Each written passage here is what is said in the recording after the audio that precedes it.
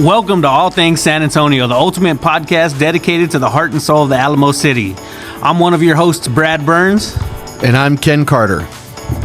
And together, we're your guides on this exciting journey through an inside look of San Antonio's culture, history, and community. In each episode, we'll uncover the hidden gems, share captivating stories, and explore the vibrant neighborhoods that make San Antonio so special. Whether you're born and raised San Antonian or just passing through, our podcast will bring you closer to the essence of this incredible city. From the mouthwatering cuisine to the iconic Riverwalk, we've got it all covered. So whether you're planning your next visit, looking for insider tips, or simply want to immerse yourself in the unique charm of San Antonio, you're in the right place. Sit back, relax, and let's embark on a captivating journey through all things San Antonio. Don't forget to subscribe so you never miss an episode. Let's go. Welcome to All Things San Antonio Podcast, Episode 2, with your host, Brad Burns and Ken Carter. How y'all doing? Welcome. So we got an exciting topics to talk about today. It's now probably 20 degrees in San Antonio, which is very rare. How did you weather the ice storm, Ken? I slept in. Did you? I did. It was. What's funny is we talked about Mia, my daughter. She just graduated in December with her degree from Texas State. She got her degree in health sciences with a minor in healthcare administration, and she just got hired on to a new rehabilitation hospital that's on the south side that's going in by the Toyota plant, kind of that area. To be the executive administrative assistant to the CEO, the chief clinical officer, and I think the director of business development. And so her first day was yesterday, Monday, the day of the ice storm of 2024, and they canceled work on her. So it was funny because I was talking to her. It's like she was so nervous. This is like, other than working at her mom's and her stepdad's dental office and doing the same stuff and everything, but going through the interview process and starting a new job, and like day one she's got her new clothes, her business clothes on and everything, and yeah, you're not coming today. One more day. It's sort of like, it's almost like postponing Christmas. Yeah, first real job and gets postponed. She probably had her clothes laid out the night before, acting like it's first day of school, and yeah, womp womp womp womp womp womp. Yeah, she's gonna do great because she wants to do great. Like, she's still young. She's not even 22 yet. I couldn't be more proud of her. That's awesome. Out there, college grad with her first real job.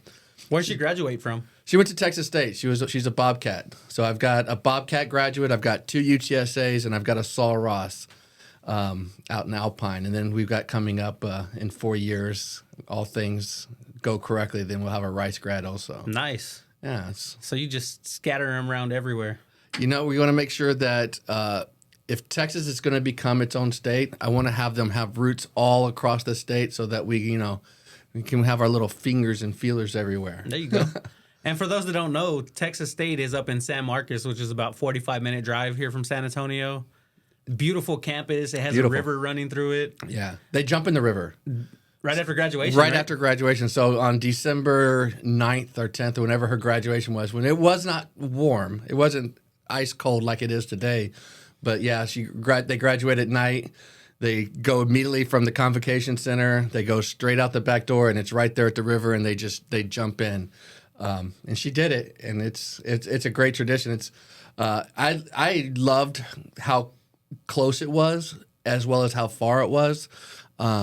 She's the fourth of the six and everything, and so for her to be able to get out of San Antonio, the last two graduated from UTSA, so they graduated from high school, and then they're just right here, stayed in San Antonio. She got to go away a little bit, so she got that independence, but it wasn't too far that I couldn't drive up and buy her groceries or go drive up, and we'd at least once a month I'd go up there and I'd have dinner or lunch or dinner with her or something like that, just to go see her, and so she wouldn't feel so alone. And it's like, I always love those times when you have this many kids as I do. It's like when you can steal away one and just have like that one-on-one time with them. It's something I cherish also. So. Oh yeah, that's awesome. I think it is nice to be able to get out of the city to go to college, but still be close enough to where you can commute back and forth if you wanted to.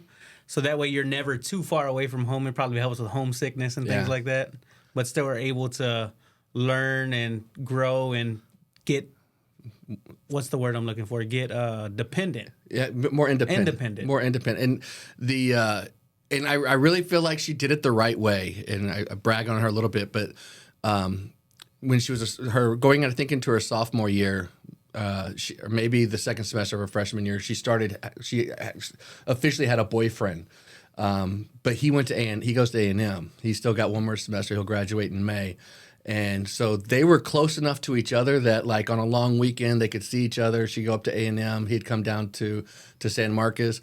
But they didn't see each other every day. So they did homework.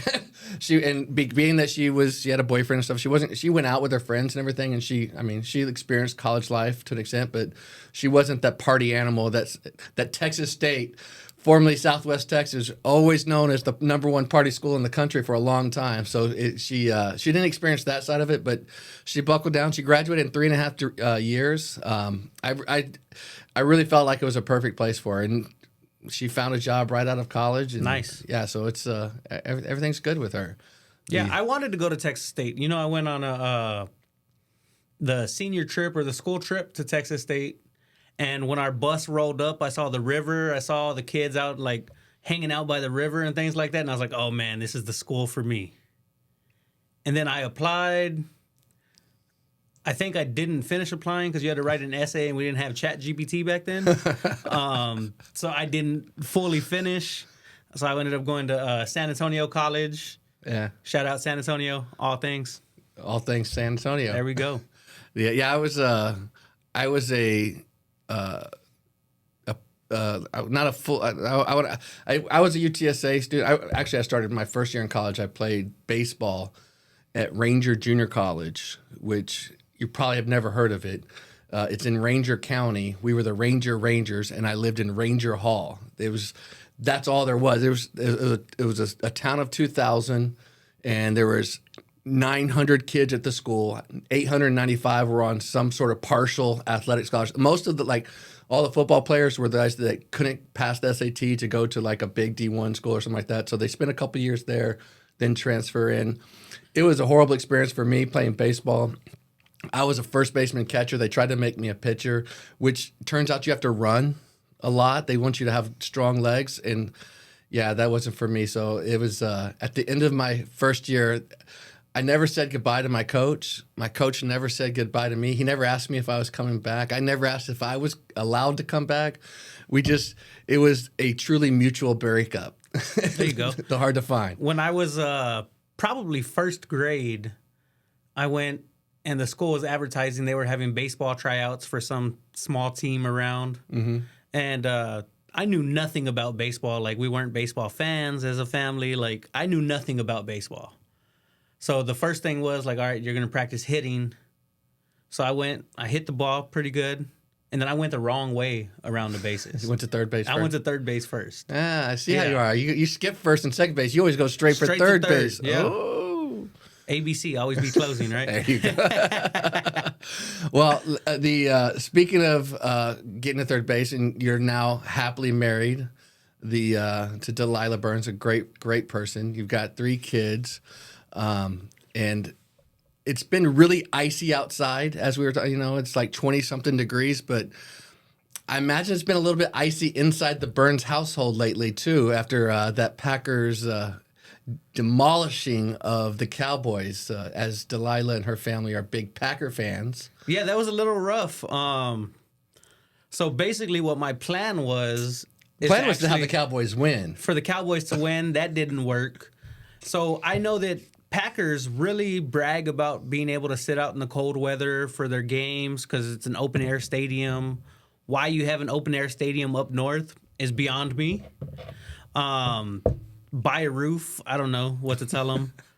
But what I was telling her is she's such a big Packers fan. They brag about the cold all the time. We had this snowstorm, ice storm, or whatever you want to call it, snowstorm without snow. I told her she should sleep outside since they like the cold so much. That didn't go well. She didn't think it was that good of an idea. So I imagine I can tell you, my brother, again, he's like you. He's a big Cowboys fan, and we're enjoying watching the game at the card house. I play poker every now and then, as you know, and he was sitting at a table, probably 2 tables over, but the TV he was watching was over my shoulder, and I could just watch his face change from kickoff, and by the time it was 14-0, which was that like 5 minutes into the game, didn't take long for that.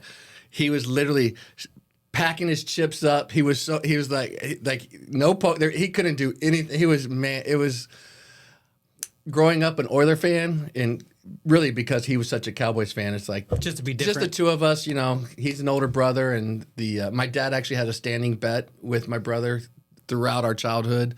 It was for $1 per game, but whoever the Cowboys were playing, my dad took the opposite. And he should have started that later because back then the Cowboys were winning.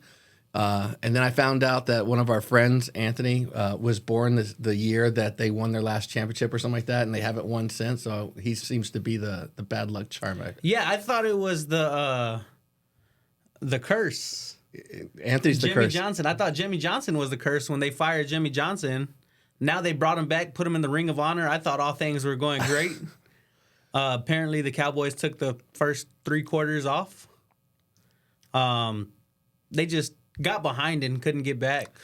I think it's, I'm not a huge NFL fan, Spurs fan or anything, but I do follow it to an extent. And I honestly believe that it really is Jerry Jones. Like, it's just him. It's like these other coaches go in and they can go in and try to fix a team, do what they need to. And they may see the owner once or twice a year, especially as far as the players go. The coaches are going to see him more often than that. But Jerry Jones is just always there. He's always an issue one way or the other. And I think that his presence is what it is. And he's the owner of the team. I mean, he can do whatever he wants to do. And so, like, he's happy to have a losing team. And so... Very profitable, though. Very profitable, at the end of the day. People like me like to spend money on Cowboy stuff. A little bit of stuff and everything. And between the Cowboys-Packers game and all the football games this weekend and the ice storm, H-E-B got raided again. My gosh. Did you try to go? No, Delilah did. I did an open house. Of course. So I let her go do the H-E-B shopping. She found a small H-E-B that didn't really get raided. But I saw all over Facebook, like, H-E-B was completely wiped out. There was no meat, no milk, no eggs. Apparently in Texas, I don't know about elsewhere, but in San Antonio, anytime the weather gets below 40, we have a reaction to where we go buy all the toilet paper we can. All the toilet paper. All of it. Like, you don't leave any toilet paper on the shelves. Well, we eat a lot of tacos here. Yeah. So we just get all the toilet paper we can and hope for the best. I think it's crazy how people go in and literally just overbuy everything. Mm-hmm. Nobody learned from the last time when we had this snowstorm or when we actually had the snow 2 years ago. But what happened was in San Antonio, we used so much electricity trying to heat up the city, trying to heat up everybody's home. We lost power. Mm-hmm. The energy couldn't keep up. The power grids couldn't keep up. So everybody was like, hey, let me go spend all of my money at H-E-B to buy a bunch of meat. So that way I can take it home and not have power to keep it cold. Well, and what makes sense is at the same time, ERCOT's telling everybody between these hours, try to use as little power as possible and conserve your energy. So every business shuts down and says, everybody stay home and watch TV and keep your lights on all day. So we do the exact opposite action of what is most likely necessary to protect that power grid. But we even canceled the parade, which is outside, the Martin Luther King parade. It's the march. And it's and what's crazy is it's if not the largest, the second largest MLK Martin Luther King march parade every year. Right here in San Antonio, which again is a testament to how great our city and how we really have built this city based on community. Yeah, definitely. I think it is the largest march in the nation.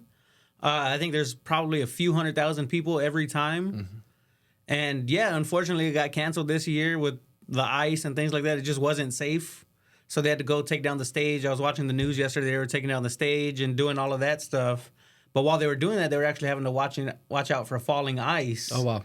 To make sure that nobody got injured.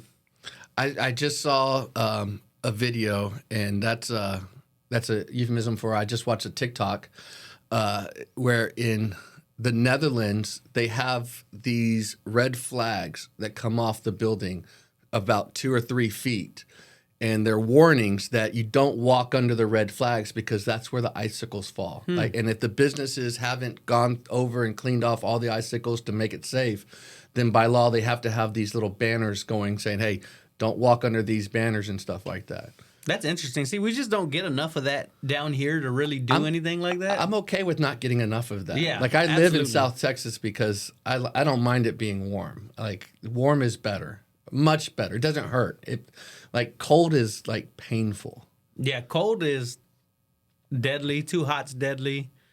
But I think what's funny is the people that came down from California, they came down thinking that we're going to have California weather, and then we just had a 110-degree summer, and now we're sitting at like 19 degrees for a couple days. You got to test their metal. You got to see. We have to see if you're from California, we got to see if you actually can live here in Texas because we have 100-degree plus summers.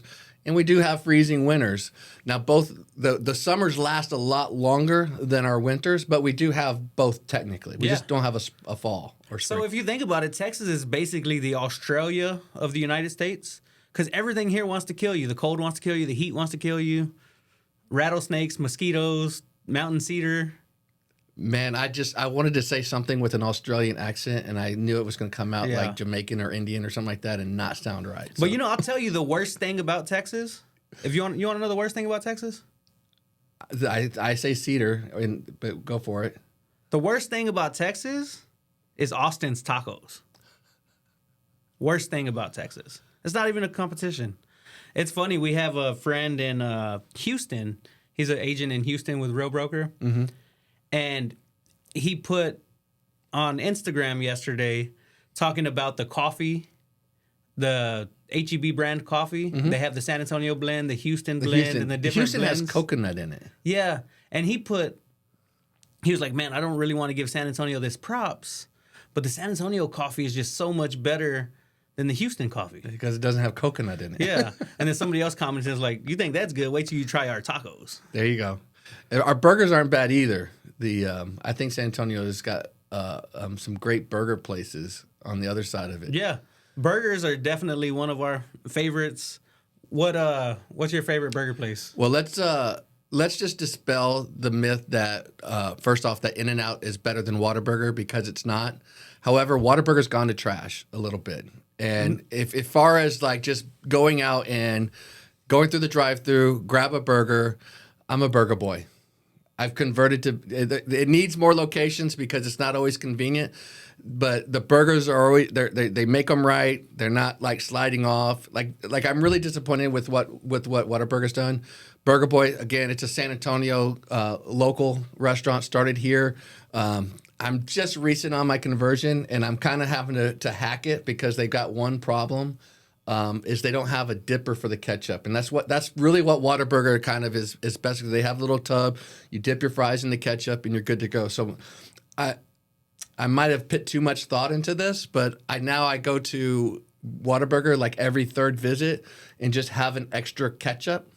So then I have one to dip in, and then I just take the ketchup packets and I put them in the thing so I can still dip. So it's like I might be eating too many burgers, but as far as fast food, I'm a Burger Boy guy. So Burger Boy is good. Burger Boy is from San Antonio as well. Downtown, right off St. Mary's. Yep. So Burger Boy is a San Antonio staple. I definitely agree with you. Whataburger has really went downhill since they sold out to the people in Chicago. Man, and I was such a proponent. I was such a fan of Whataburger. Yeah, I used to fight people that would say Whataburger is bad. Now I agree with them. I say, hey, let's go to In-N-Out. In-N-Out, I'll tell you, isn't terrible. What I like about In-N-Out Wait. You said whenever you're gonna like promote a restaurant, the worst thing, the way to start is it isn't terrible. So look, I think the hardest part burger places struggle is so many places have great burgers and terrible fries. Yes. It's hard to get the combination of both a good burger and a good fry. And one of the things that I've noticed is In-N-Out has great burgers. They're always fresh ingredients. They're just good burgers. Now, when you get the fries, you might as well go home, cut up a few boxes, and put some ketchup on the cardboard. So it isn't terrible.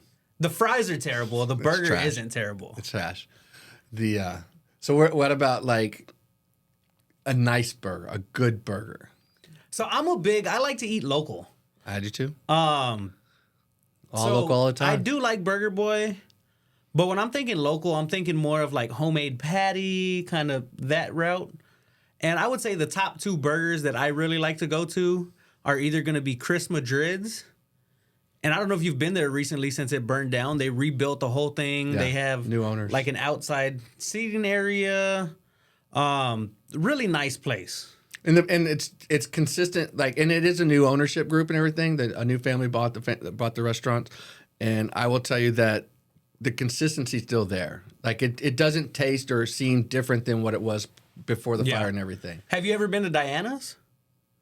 I haven't. So I was reading. So there's this. God, I hate when someone tells a place in San Antonio that's good that I've never heard of before. So I was reading on San Antonio's restaurant Facebook group. Mm-hmm. So there's a Facebook group called San Antonio's Restaurants. So I like to go through there and get ideas and places to go try out that I haven't tried before.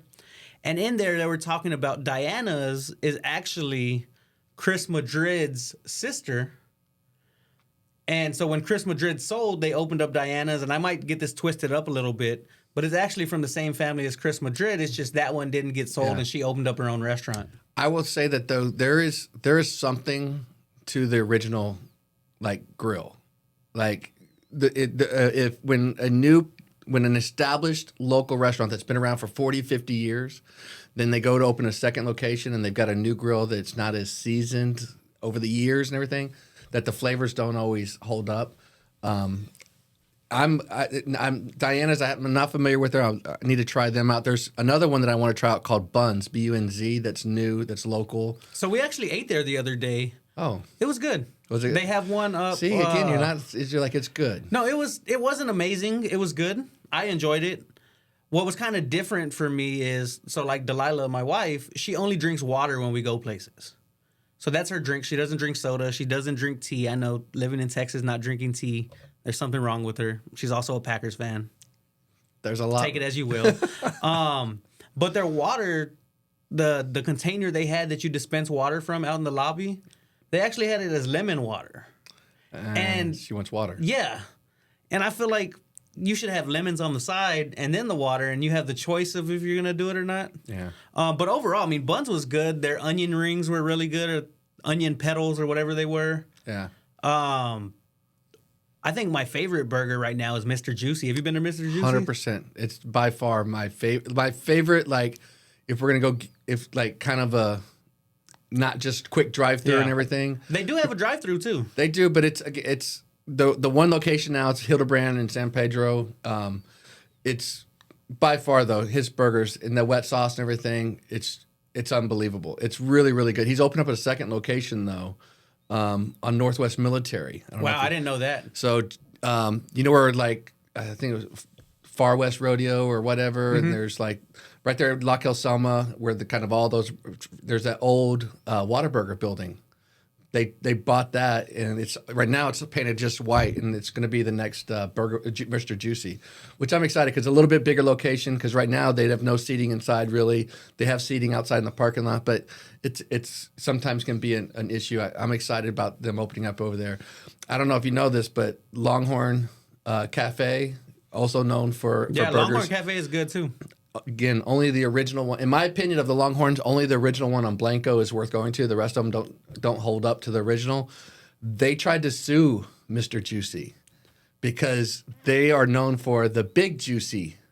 Is on their menu. It talks about their Big Juicy burger, and they quote unquote the Big Juicy. So they were claiming that Mr. Juicy was stealing their naming right, and it was a whole Instagram thing for a little bit. Yeah, Mr. Juicy won. Shout out to Mr. Juicy. Mr. Juicy won, and I will just say an also contender because it's my mom's favorite place to go.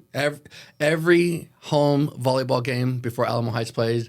My mom and dad go to Chester's right there at 410. between New Braunfels and I can see it in your face. Chester's isn't it. I don't like Chester's. I don't like all the poppy seeds they have on the buns. I don't like their fries. I just don't like Chester's. I like a steak, like a fresh cut fries like that. Yeah, Chester's isn't it. It's all right. Like I said, it's also mentioned. It's my mom's favorite. Leave it alone. Yeah. Anyway, you're your mom's favorite too, so she must have my some mom's bad favorite. taste. I'm the baby. There's only two of us. There wasn't much choice. It's either like my brother, who or me. So I'm the baby too. Shout out to the babies of the family. Shout out. They always have a little bit of a personality, don't we? Oh yeah. But I will tell you, Mr. Juicy, I love their motto. Have you read what they have inside on the side of the building? I couldn't read. Their motto is the second most fun in between two buns. There you go. And they actually have like a chicken fried steak as well. I haven't tried that one yet, but I saw some people eating it. I've had their hot chicken sandwich. It's good. Was it? Yeah, and everything about Mr. Juicy is it's layered and it's a lot. And like the price for what you're getting with Andrew Weissman, I think is the owner. Like he's just a top-notch chef as it is. It's good stuff. I like it because they have the natural sodas as well. Like they don't have Coke products or not very many of them. Yeah. They'll have the more natural type ones, the spinoffs that are probably a little bit better for you. They're still sodas at the end of the day, but they're just soda. Sugar is sugar. Well, I think they're pure cane versus like the syrup. And that's why a Mexican Coke's better than a regular Coke. Yeah. All day long. And there's also something about drinking out of a bottle. Yeah, it feels a little fancier. Feels a little fancier. It makes it taste a little bit better than the aluminum can. Yeah, we went to Walk-Ons the other day. You ever been to Walk-Ons? I haven't. Walk-Ons is pretty good. You like a sports bar? It is. / take away the bar part. They have like a little bar area, but they have like TVs everywhere. It's kind of like Buffs. Yeah. But yeah, I ordered. I usually order club soda when I go out, and got a club soda. They brought it to me in a bottle, and I was like, "Oh man, I'm fancy." It was like sparkling rainwater. I love sparkling water. My big issue is sparkling water. I feel like I was early to the game with like drinking sparkling water. It helped me stop drinking so much soda because I still like the carbonation and stuff like that. And now it's like you got 10 different varieties of it. It's crazy what someone want to charge you for a can of water with bubbles and some natural flavor in it. What's your favorite sparkling water? I go with H-E-B brand. Yeah. I am again. You talk about local. Like when it goes to H-E-B, like I buy everything. There's two things I will never buy H-E-B brand of, and it just doesn't work. And one of them is traditionally a San Antonio company, which is Fritos chips. The Fritos brand is better than the H-E-B brand Fritos. And the Frito-Lay bean dip is better than the H-E-B bean dip. You can't beat the Frito-Lay bean dip. It's the only. But everything else, I will go H-E-B first and then buy something else otherwise. Have you had the bean dip with Doritos? Of course. Fire. So good. Have you ever made a whole deal of nachos with Doritos instead of like regular chips? No. One time. I guess that's just me. One time back in the struggle days. We wanted to eat chalupas, and we didn't have beans, so we used bean dip. That was pretty good too. I use bean dip to make nachos at home quite a bit. Speaking of nachos, I'm hopeful. Probably need some. Well, I'll just drink. I don't know if I'm going to eat nachos and everything, but I am excited about an upcoming event here in San Antonio. We talked a little bit our last episode about the influence of California. We talked a little bit about it this morning. And that influence is the comedy scene. We talked. Adam Sandler was here. I'm super stoked. For Christmas, my big brother, got me the one thing that he knew that I would love, and we got tickets to go see Bert Kreischer, the Machine, the original Machine, at I guess the Frost Center now. It's no longer the AT&T Center. I still want to call it the AT&T Center instead of Frost Center. But I'm excited. In March, get to go back to see Tom Segura. Nice. And it's awesome that maybe they would have been here anyways, but it just really feels like the influence of the California and the comedy scene and stuff like that is really bringing in some great opportunities and great shows and stuff for us to go to in San Antonio. But San Antonio is getting to where there's just always something to do, whether it's our nature trails, the Salado Creek Trail System. They're building 80 miles around San Antonio, different areas. And something that you may not know, did you know that there's a climbing wall for rock climbers here in San Antonio? It's called Medicine Wall. And if you enter the Salado Creek Trail System over by Blanco Huebner, right there off 1604 on the inside access road, you grid onto the Salado Creek and you turn left and kind of go out there outside 1604. And there is I think it's called the Texas Climbing Association or something like that, have got a section of the wall, the cliffs that are now they're protected forever. So that people can go out there climbing. If you go out hiking out there, you'll see people with their helmets on, walking over, got all their equipment on, and they sit there and they rock climbing here in San Antonio. Nice. Which is it's just showing more and more that San Antonio is becoming that cosmopolitan city that has a little bit of everything to offer people. So if you're from an area that isn't typically like where you think, oh, I want to move to San Antonio, whether it's mountain biking, hiking, trail running, rock climbing, like we really do have it all at this point. We have a nice mixture. We have a nice mixture, something for everybody. Speaking of rock climbing and trails and things like that, one of the places we went to here recently is down at the city base area. Mm-hmm. It's really cool, everything they got going on. So the city base actually used to be Brooks Air Force Base, and they abandoned the base or got rid of the base. They closed it down. And they've made it shops, restaurants, all kinds of things like that. They have a really cool park down there called Greenway Park, I think it's called. I think so. Or the Green Mile is what they call it, I believe. And they have like ping pong tables and all kinds of things down there. There's a little obstacle course for the kids, a little river where you can fish, like little ponds and things like that. Really cool area. Like, I'm excited to see things like this starting to come up on the south and the southeast side of town. I do too. I am too. And again, with that hospital that Mia's starting out down there, it's really literally like Roosevelt and 410, not that far from that area. You're seeing a lot of development in real estate, a lot of businesses. There's an HEB there that somebody owns, like I think 20 acres of land, where he's slowly over the last 20 years bought individual lots, and now he's developing it up into affordable housing and things like that. Oh, nice. Yeah, there's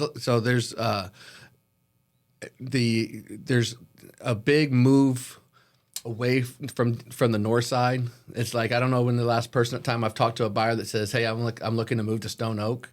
I mean, you just don't hear that anymore. It's like it's either going out towards the west side, or the south side, or downtown, and it's all these different areas that need a little bit more fresh blood and fresh money. Yeah, it's cool to see all the things coming to the south side. So I don't know if you've seen the like Vita community.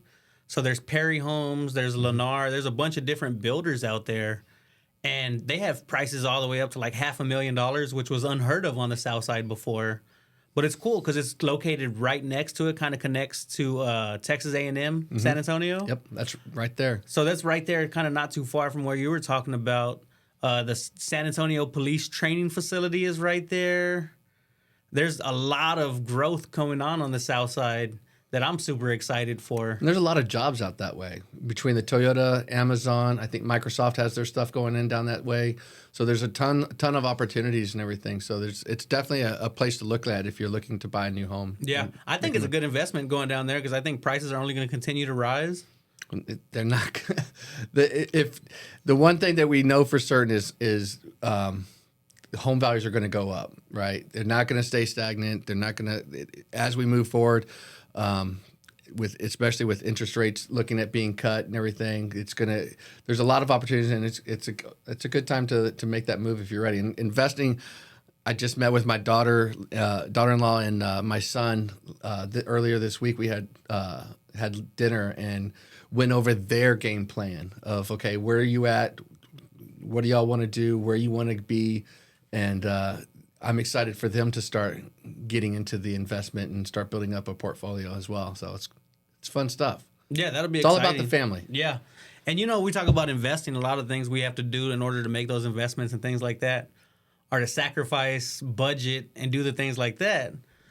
So one of the things that I was reading up on in one of the San Antonio local Facebook groups is things to do in San Antonio on a budget. There you go. So I'm always interested in that just because I like to be able to teach the kids, like, hey, we don't have to go out and spend money in order for us to go do things that are fun. So we talked a little bit about the hiking and biking and all the different trails and things like that. So kind of a spinoff of that, we talk about the Salado Creek Way. Mm-hmm. So our family, like growing up, we actually owned 11 acres in the city that backed up to Salado Creek. And my parents sold it. And part of that, the person they sold it to ended up selling part of it to the San Antonio River Authority. So the hike and bike trail literally runs through the property that I grew up on. You're pure so San Antonio. Cool. Yeah, so that's pretty cool. So if it wasn't for me and my family, there wouldn't be Salado hike and bike trail. I'm probably lying. Like, thank you. It would be there anyways, but no, it makes me feel important. No, don't belittle your contribution to the city of San Antonio. I was like 11, and they really knew what was going on. Making moves. Yeah, I remember going with my parents. They actually had a meeting at the library with what was going on and what was planning for that hike and bike trail. And it's pretty cool. Every so often, we'll kind of walk through there, and I'll remember, like, we used to go down to the creek. My dad used to stock it up with catfish. And he would go down there and feed them every day. It looked like dog food, but it was fish food. Yeah. And like he would walk up and the fish recognized him and they would all start coming to the top waiting for the food to get thrown in there. So that's pretty cool. So I think going back to the things to do on a budget, the hiking and biking trails, things like that. People watching at the Pearl was one of the top ones that people listed in there. I've done that. The light show at San Fernando Cathedral. I don't know if you've ever seen that, but they have like a laser light show that goes on out there, and there's little like food carts and things like that. Might not be good to do this week, but that's always something fun to go check out.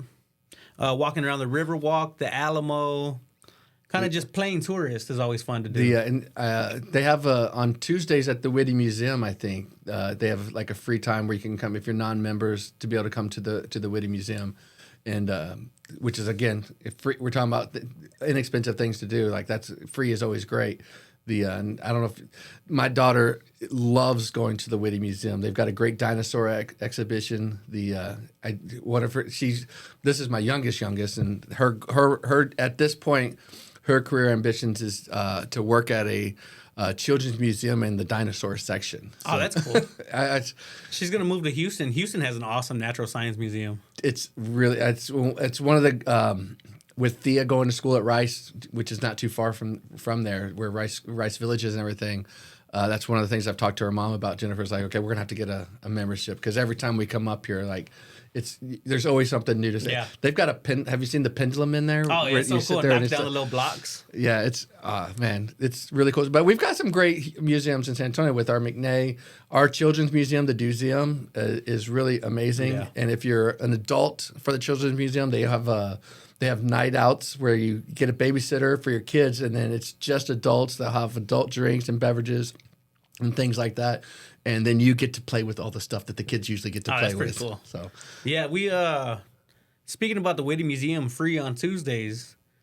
Back in the struggle days, Delilah and I, it was our anniversary, and we were broke. So I was like, "What free things can we do in San Antonio?" So we actually went to the Whitty on, I think it was our first anniversary, and we went to the Whitty, had a good time. I look like the hero because I found something free to do and was able to celebrate. So shout out to the Whitty. Shout out to the Whitty. The Willie. Shout out to the Whitty for the free on Tuesdays. If it wasn't for that, she may not have stayed with a cowboy. Maybe not. I mean, she has pretty good taste off. She does. She's done great. You got a great family. Yeah, they're all right. Well, they're great. I think that wraps up for episode 2. Give you a little bit of insight of some of our favorite things to do in San Antonio and things that we have going on. Stay tuned for episode 3. We'll give you a few more insights and maybe find something that you're not aware of. Y'all have a good day. Cheers, mate.